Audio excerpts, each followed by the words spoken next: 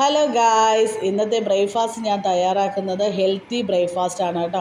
നമ്മുടെ ദോശയാണ്. ദോശയിൽ അഡീഷണലായിട്ട് ഞാൻ ആഡ് ചെയ്യുന്നത് വെജിറ്റബിളായിട്ട് ക്യാരറ്റും ബീറ്റ്റൂട്ടും എടുത്തിട്ടുണ്ട്. അതിലേക്ക് സോൾട്ടും പെപ്പറും കൂടെ ചേർത്ത് നന്നായിട്ട് തിരുമ്മി എടുത്ത് വെച്ചിട്ടുണ്ട് കേട്ടോ. ഇനി നമ്മുടെ ദോശയിലേക്ക് നമുക്കത് ചേർത്ത് കൊടുക്കാം. അതിൻ്റെ ഇടയ്ക്ക് ഞാനൊരു കട്ടൻ തേയിലേക്ക് ഇട്ടു. ഇച്ചാനും ഞാനും കുടിച്ചു. ഇച്ചാൻ ഡ്യൂട്ടിക്ക് പോയി. ഇനി ബ്രേക്ക്ഫാസ്റ്റ് റെഡിയായതിന് ശേഷം ഭക്ഷണവും കഴിച്ചു.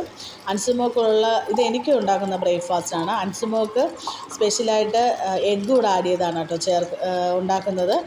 അവൾക്കും ബ്രേക്ക്ഫാസ്റ്റ് അവൾ എണീറ്റ് അവൾക്ക് പാലും ഭക്ഷണമൊക്കെ കൊടുത്തതിന് ശേഷം ബാക്കി എൻ്റെ പണികളിലേക്ക് പതുക്കെ അങ്ങോട്ട് ആരംഭിക്കണം ഗൈസ്. പണിയെന്ന് പറഞ്ഞാൽ ഇന്ന് പ്രധാനപ്പെട്ട ജോലി ഞങ്ങളുടെ ഒരു റൂമിൻ്റെ സൺസൈഡിൽ 2 പ്രാവുകൾ വന്ന് കൂട് കൂട്ടുന്നുണ്ട്.